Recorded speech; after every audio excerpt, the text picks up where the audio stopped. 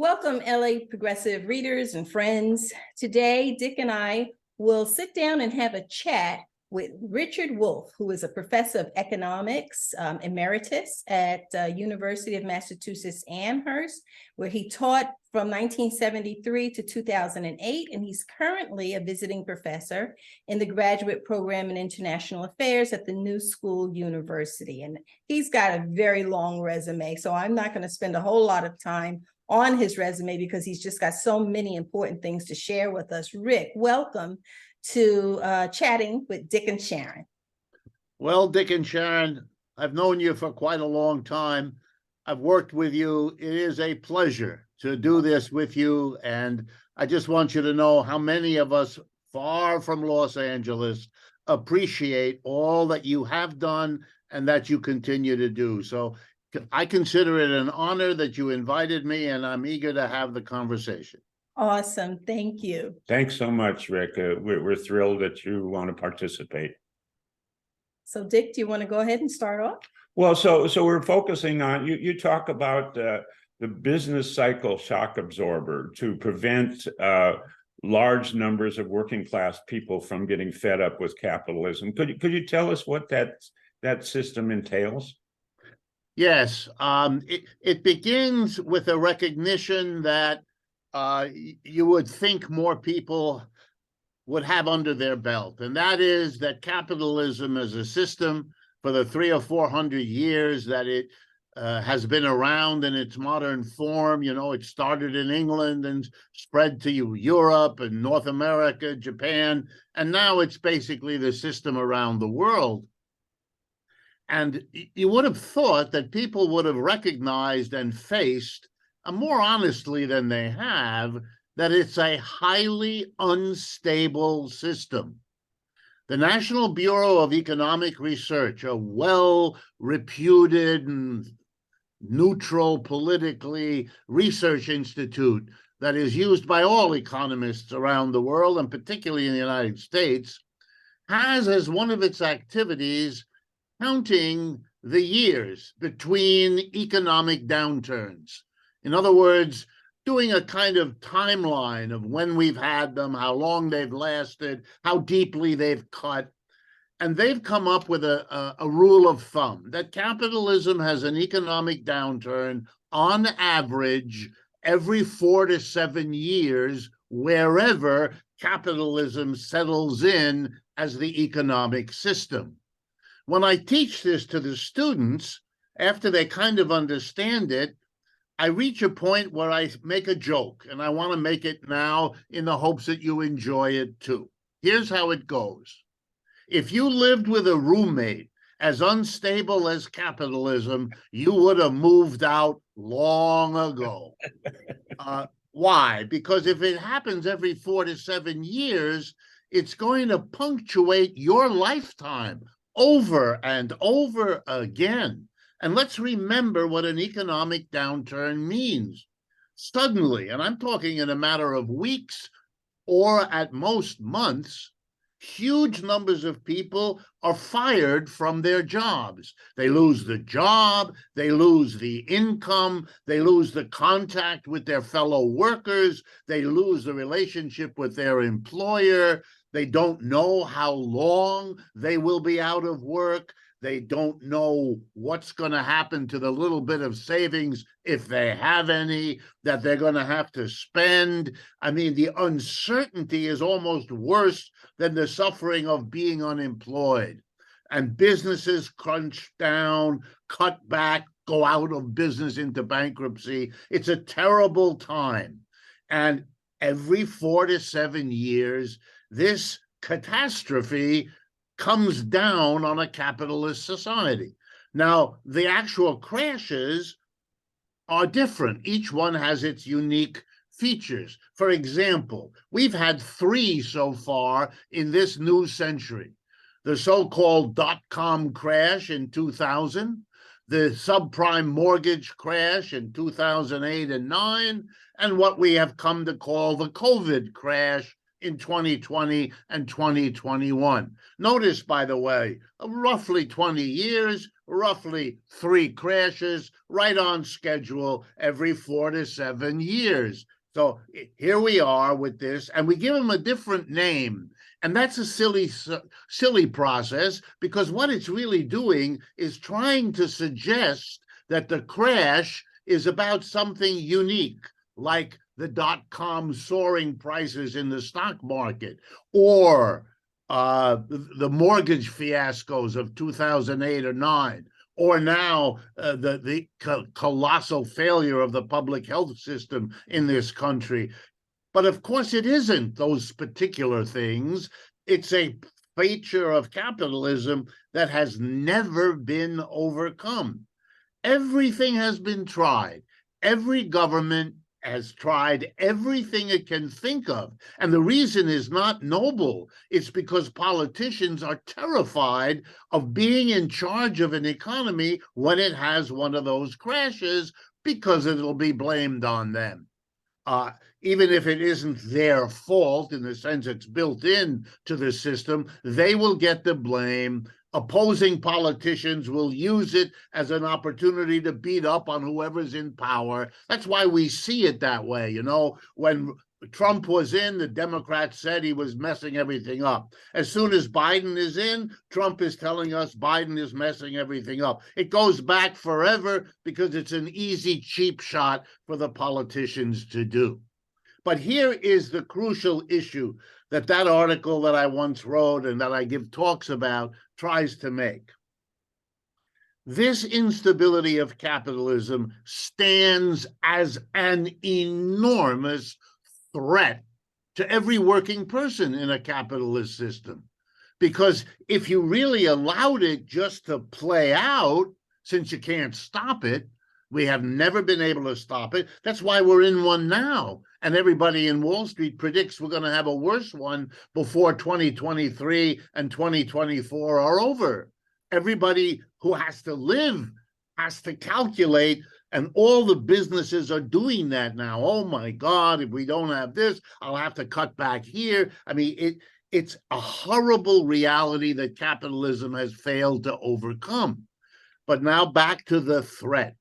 Every worker then, male, female, it doesn't matter, old, young, skilled, unskilled, you are living under the gun. You don't know whether this crisis or the one 4 to 7 years from now, or the one 4 to 7 years from that is going to be the one that throws you or your wife or your husband or your son or your daughter out of work, suddenly plunging the family's finances and the living conditions into all kinds of turmoil that upsets the children, that interferes with the education of your children. And it just has one catastrophic result. There's loads of studies that I can show you if you're interested, that with higher unemployment, you get child abuse, spouse abuse, alcoholism, mental illness, physical illness. I mean, it's a terrible strain and burden to put on human beings. So imagine what that would mean if every worker was wondering when this catastrophe was going to hit them.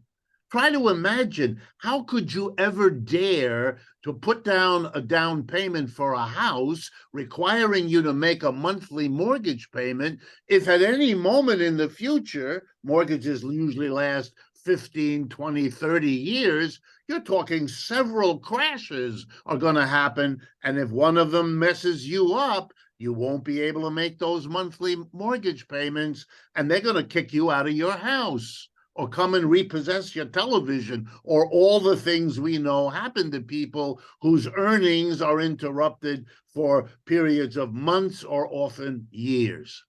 Now here comes the punchline. Every capitalist system has understood what I've just told you. The people who run it, they understand. They've always wanted to stop these crises, to come up with counter-cyclical policies and all of that kind of talk, because they know that capitalism gets to be threatened by masses of people that feel aggrieved, like they would if they're laid off of work, if they lose their income. Let's never forget that the greatest upsurge of American working class people was in the 1930s, when they had the worst economic crash in capitalism's history. And those people were mobilized by the American left wing. And they got the Social Security system, which we never had before, and the unemployment compensation system, which we never had before, and the first minimum wage, which we had never had before, and a government jobs program for 15 million people, which we've never had before, and we've never had again since. So we were able to achieve things that frightened the capitalists. And you know why? Not just because these were good programs for working people, but because the working people were so well organized that the capitalists had to pay a significant share of the cost of a social security system, an unemployment system. So they had to pay more for the benefit of average people, something businesses hate to do. So they had to find a solution. And in every capitalist country, they found usually more than one solution, but there's one I want to focus on because it has been especially important in many capitalist countries, and particularly in ours here in the United States. Basically, what they figured out was they could go to the mass of the working class. Let's say 2/3 of it. They could go to 2/3 of the working class, and they could say to them, look, we're going to give you a special pass. It's going to read like this. You don't have to worry. Even though the economy is unstable, even though it goes down every 4 to 7 years, even though it's a terrible calamity, you're exempted. You're not going to get it.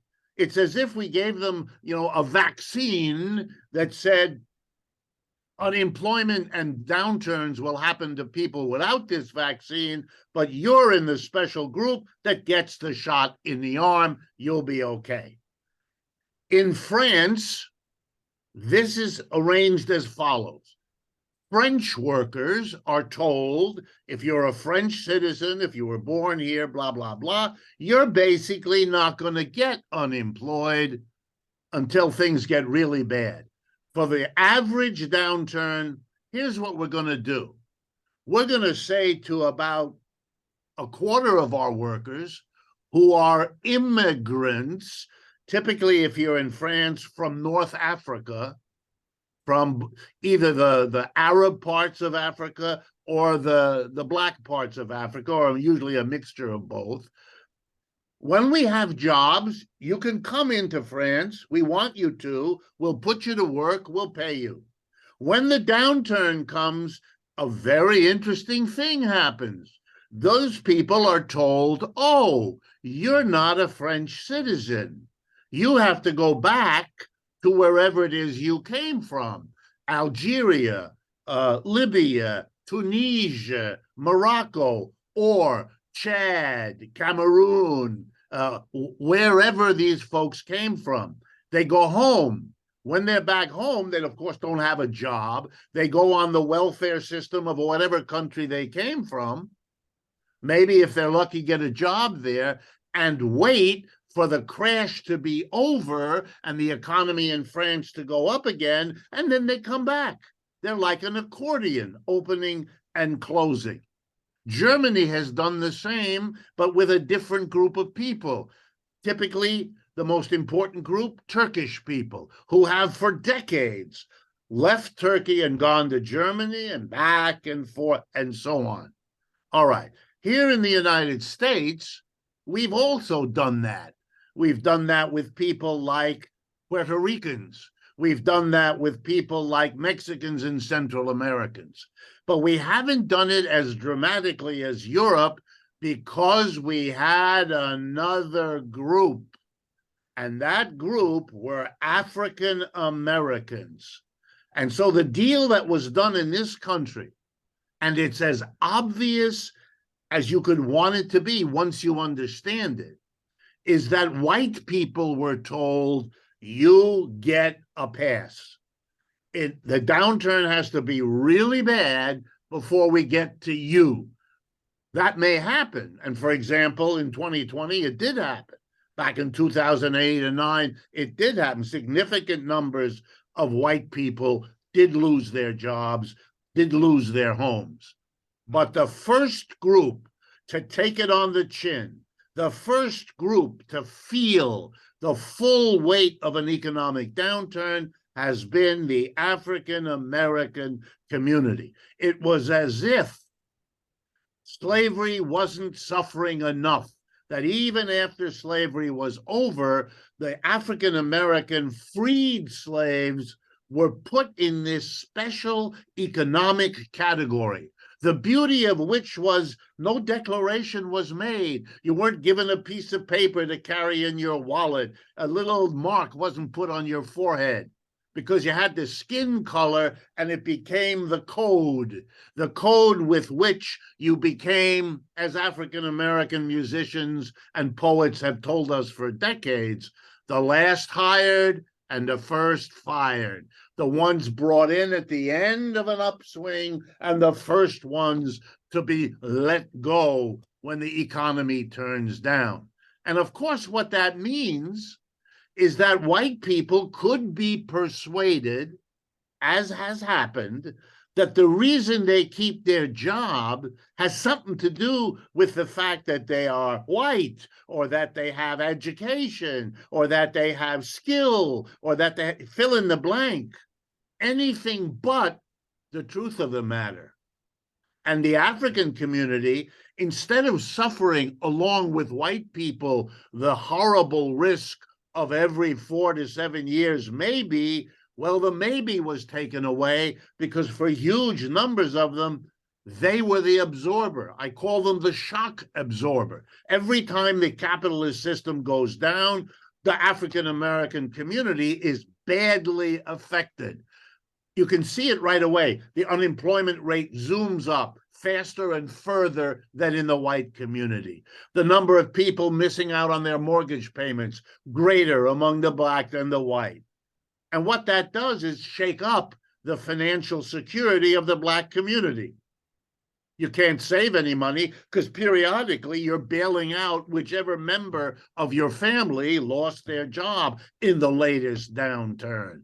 You can't accumulate savings, which you need for a down payment to own your home, because you're dealing with the absurd situation in which your community is selected to get all the pain that has been taken away from the white community by giving them this pass, by having them in this situation.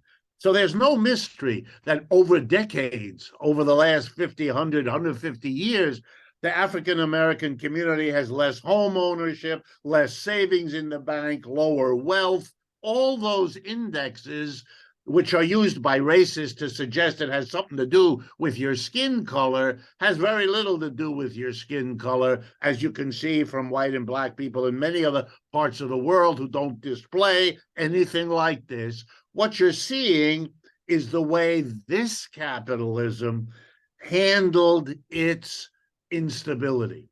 One last point. In all countries, there's another group, actually 3 other groups, that are also playing this shock absorber role, although none as dramatically and as repeatedly as the African American community. And these others are young people, teenagers, old people, and female people, because they too could be pushed out of the labor force when there weren't the jobs because the system went down. The women who were told, go back into the household and do your work there. The old people who suddenly were replaced as a greeter at Walmart by somebody who's younger. the teenager pushed out because they want someone older when they can get one, and in a downturn they can get one who's older and desperate, and they can push the teenager out. So in a way, Americans, a clear majority of them, if you gave them just 10 minutes of this analysis, they would understand it because they see it. They've actually seen it in their own lives. You could explain this to teenagers. I've done that. You could explain it to the elderly. I've done that. And you could explain it to audiences of women, feminists, and others, because in a sense, they know it already anyway. It's just putting it together and seeing it within the larger frame of an unstable capitalism. That's what my article was trying to get people to see, so they would understand the link between the capitalist system and this constantly reiterated program. I mean, France, my father was born in France. I speak French. I have all my life.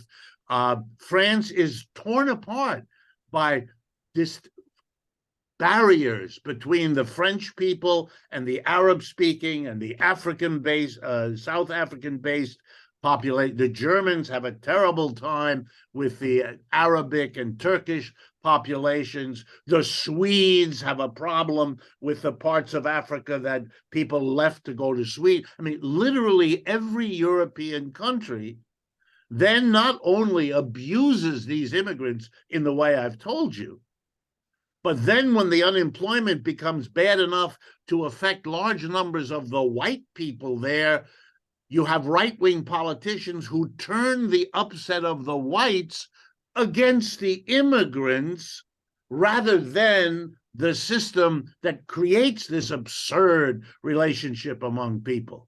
In my view, there's something unspeakably awful to hear well-educated, liberal people shaking their fingers at the racisms below them.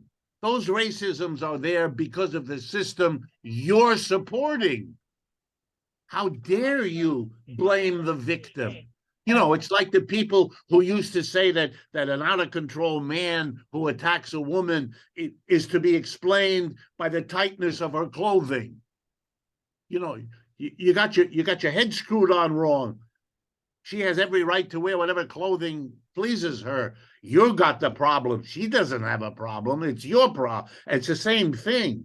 The people who support capitalism are very carefully interested in blaming everything other than capitalism for the racial conflicts and the racial disparities they have, and nowhere more so than in the United States. So I don't know how many years ago it was that we met you, but it was in during one of your talks that a light bulb just went off for me.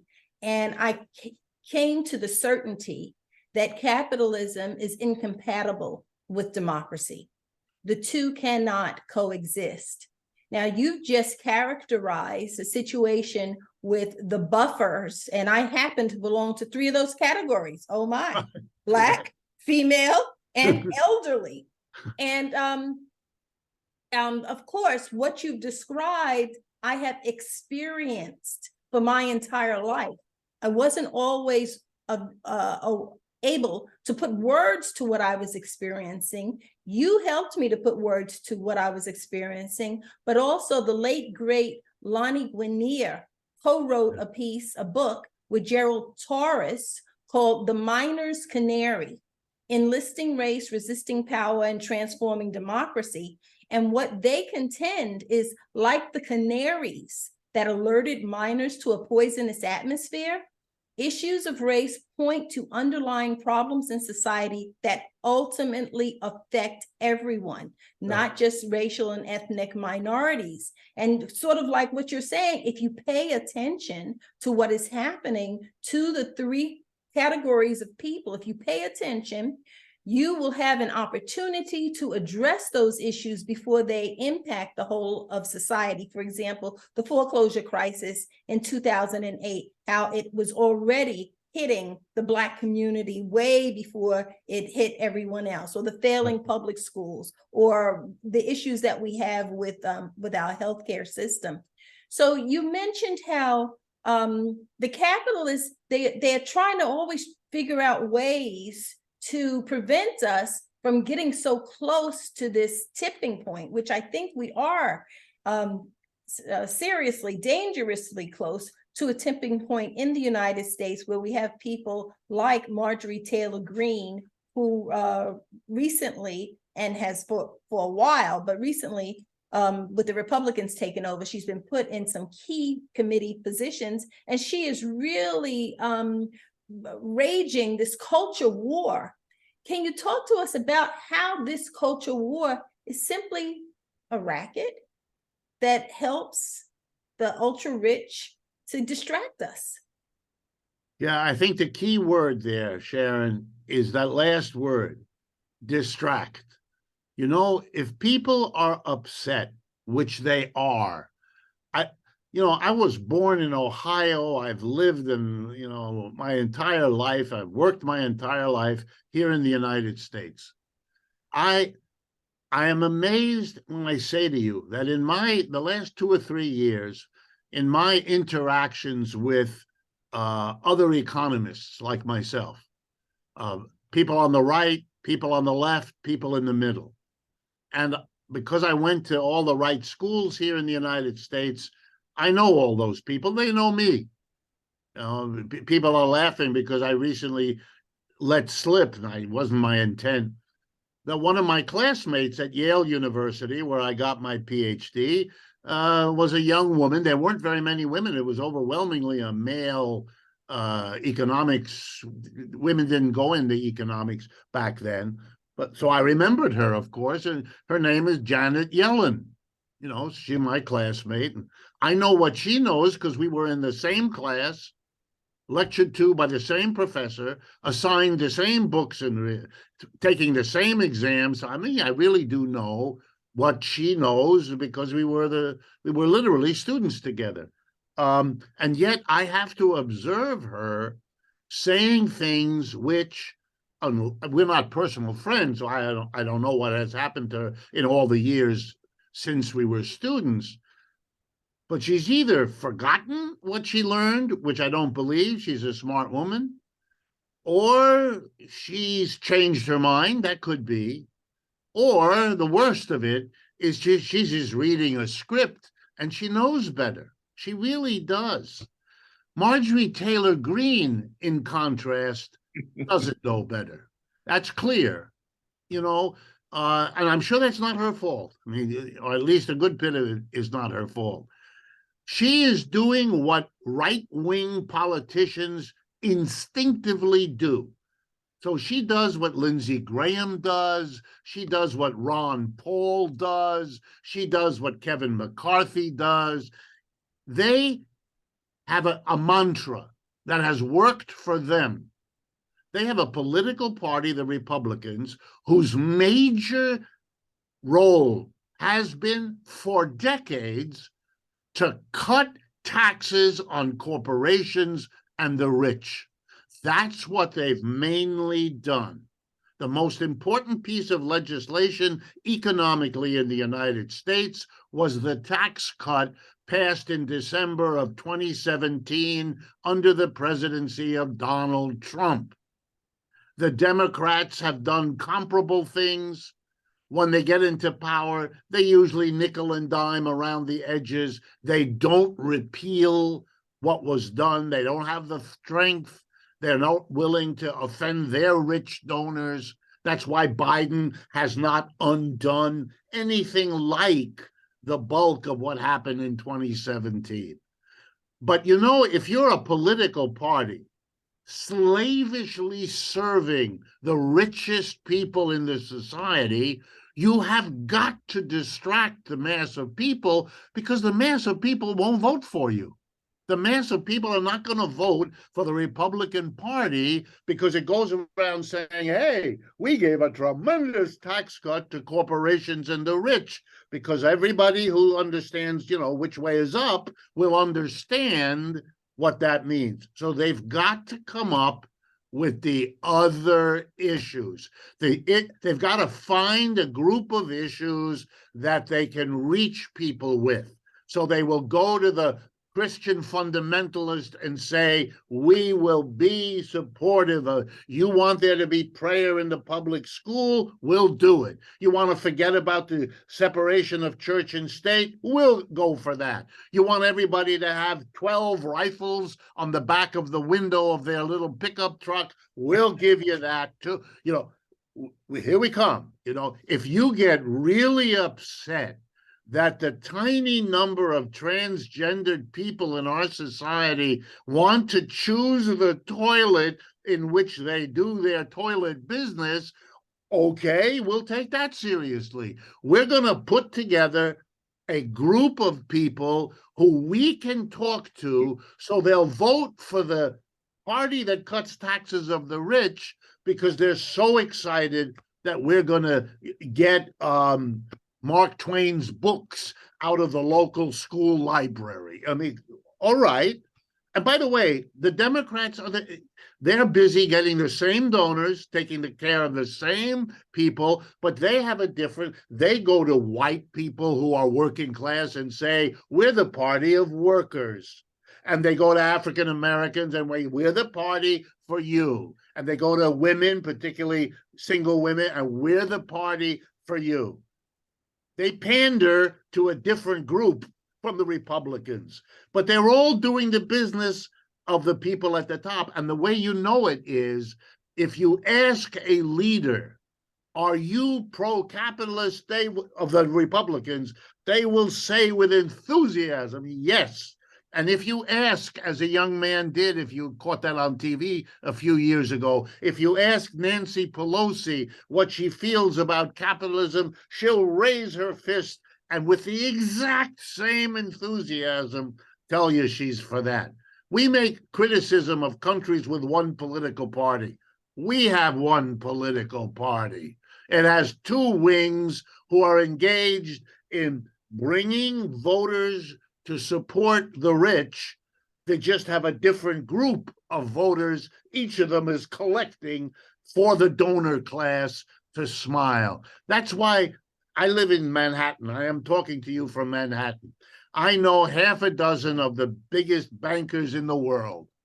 When they get together, which I do from time to time with them, when some of them get together, I noticed years ago, they have no anxiety about whether the Republicans or the Democrats win. It makes no difference to them.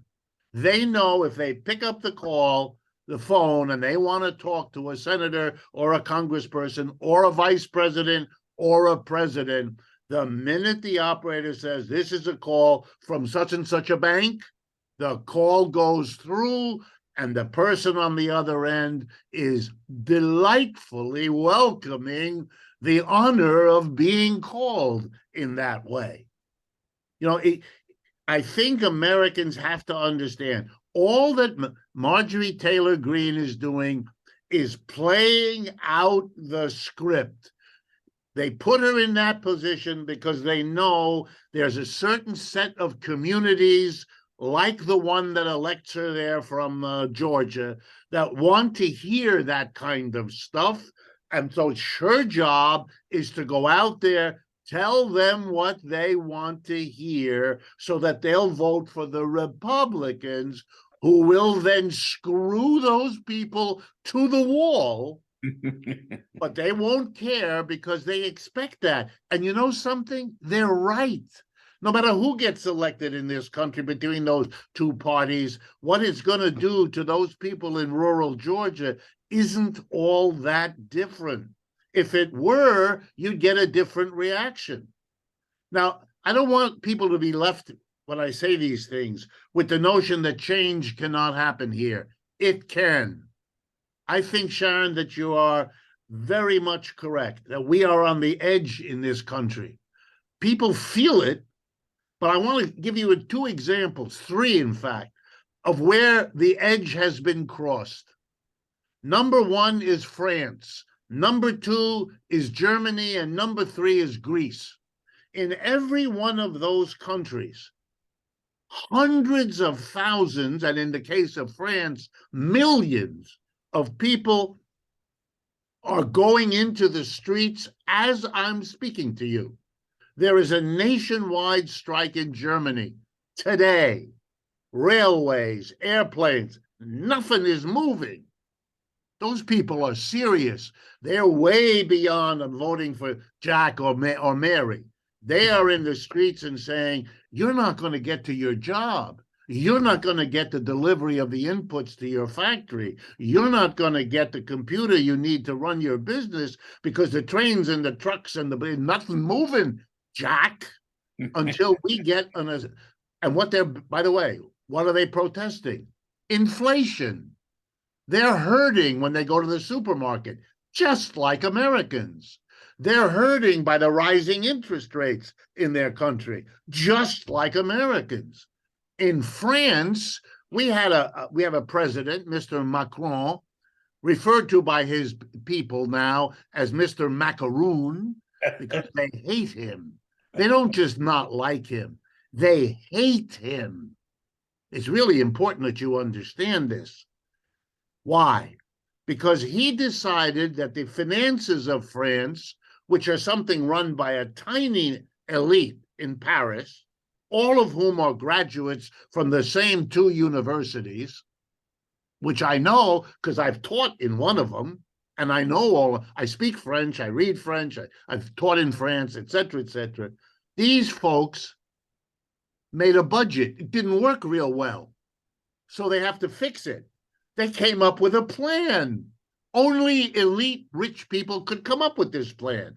The way to solve the budget problems is to deprive the French working class of 2 years of the pensions they're entitled to.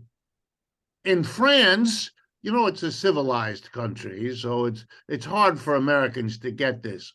In France, you might be surprised to learn everybody's entitled to go on a pension at age 62.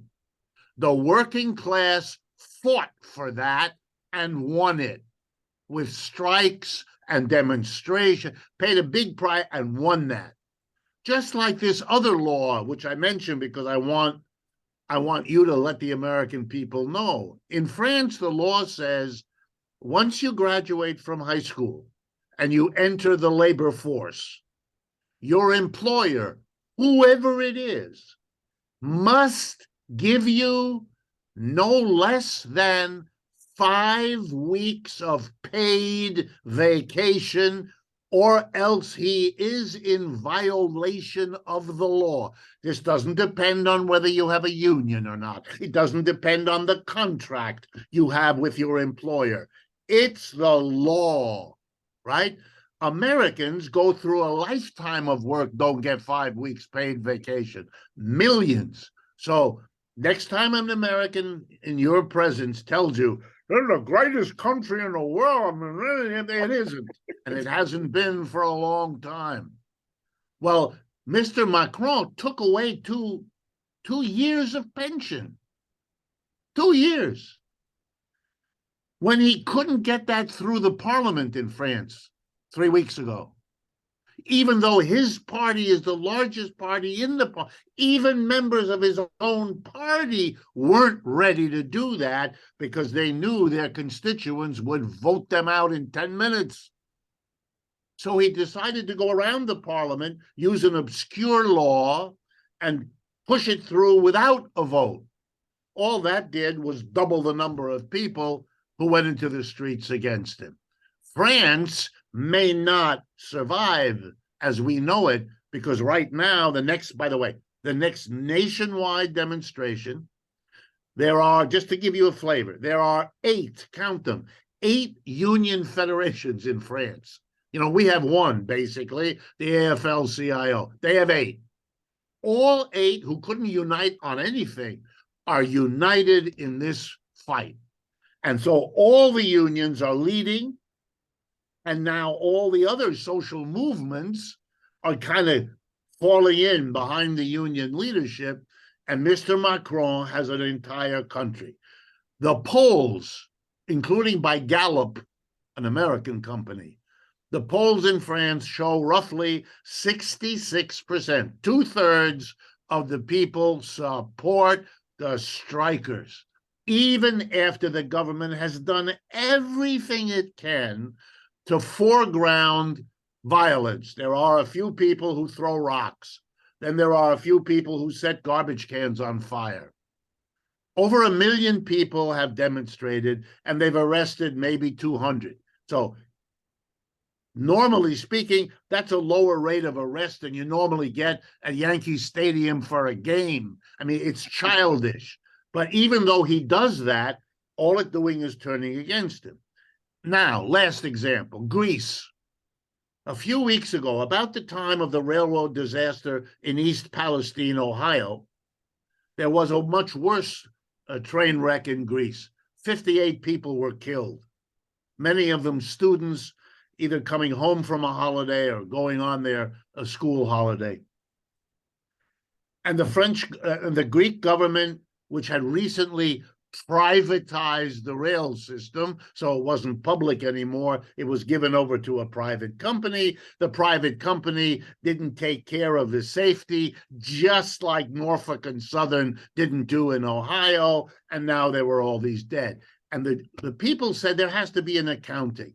No, the private company will address the questions of safety.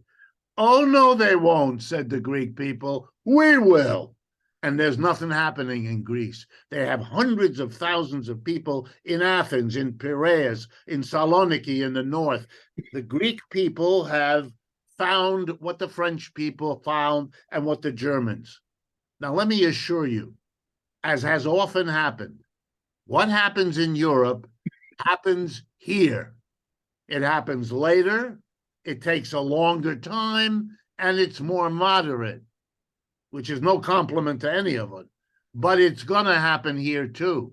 That's why Sharon is right on target by saying she senses that we're getting to an edge. Yeah, we are. And I'll tell you this, I have never seen the American working class moving. I wasn't alive in the 1930s, so I don't, I have no sense of what that was like. But in my lifetime, I have never seen a country as troubled, as in difficulty, as on the edge, to quote Sharon, as I see the United States now. And my fellow economists, right-wingers, left-wingers, and those in the middle, we don't agree on how we got into this situation, and we don't agree on how to get out of it. But when I said at one recent meeting, what I just said to you, that this is the worst condition of the American economy in my lifetime, everybody around the table nodded. That, to our amazement, we all agree on. You just something now?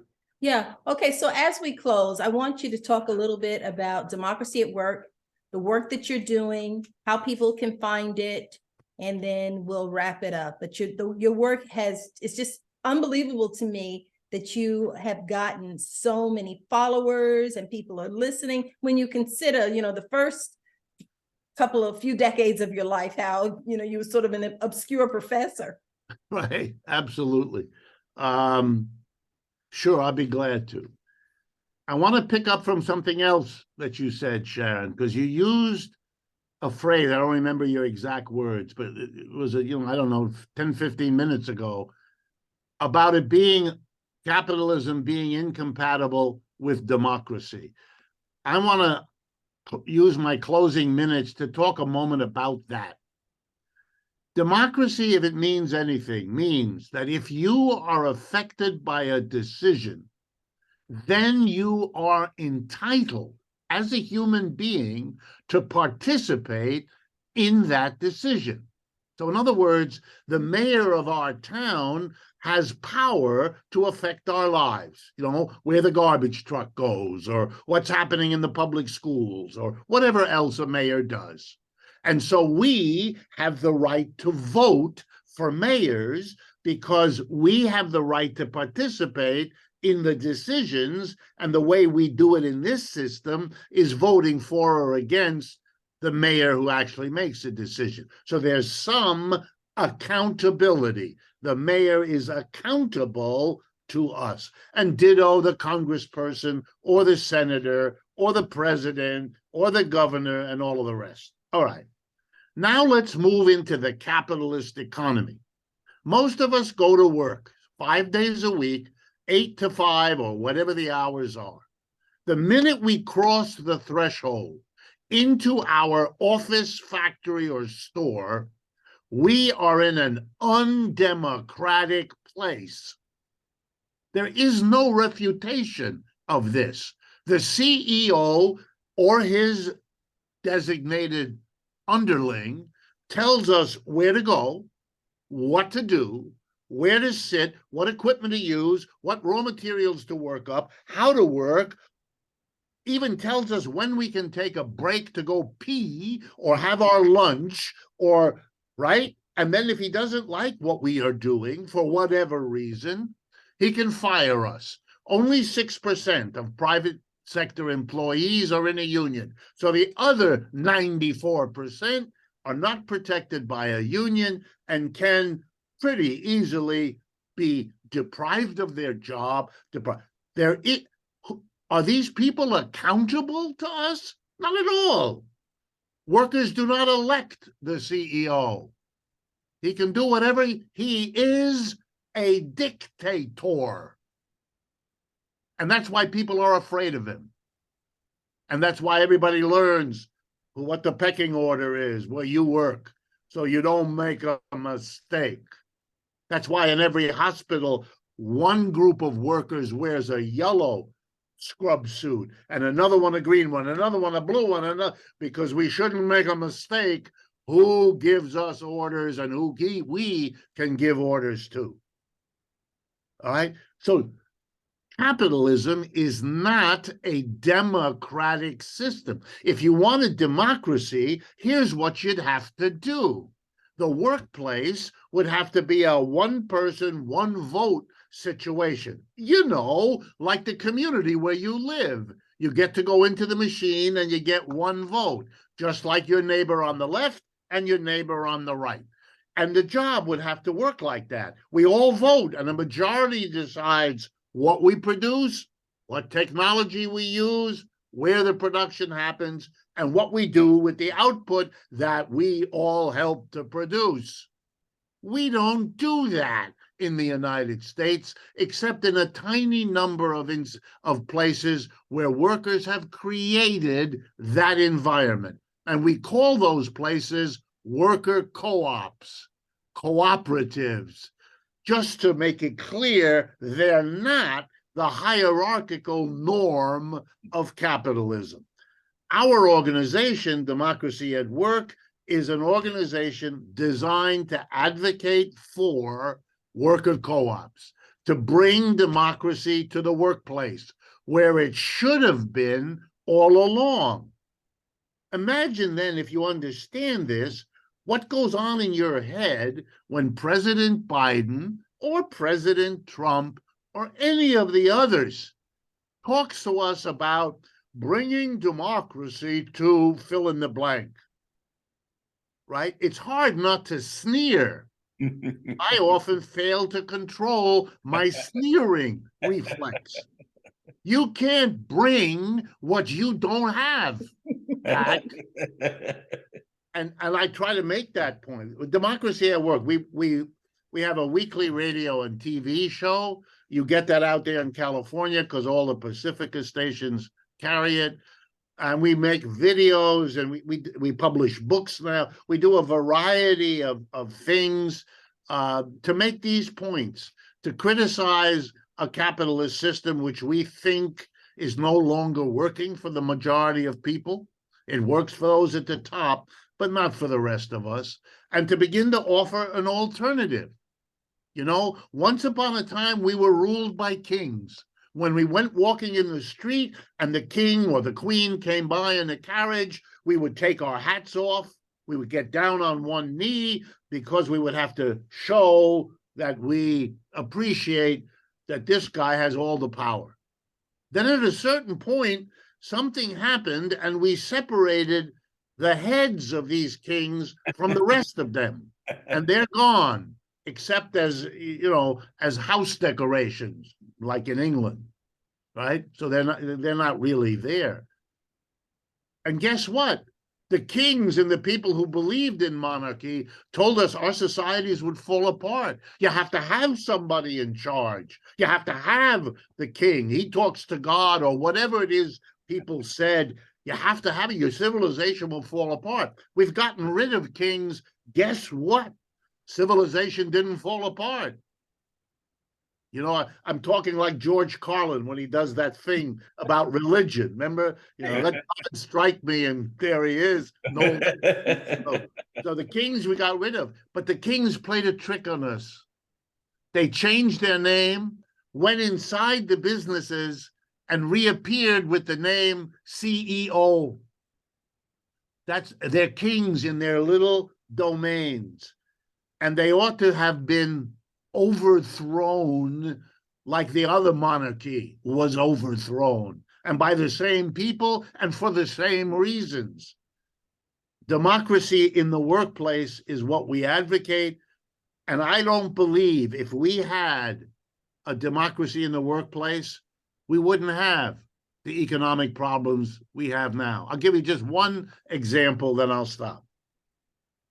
If we had a democratic discussion in my office, in my factory, in my store, would we give a handful of the people who led us enormous amounts of money while the rest of us couldn't send our kids to college?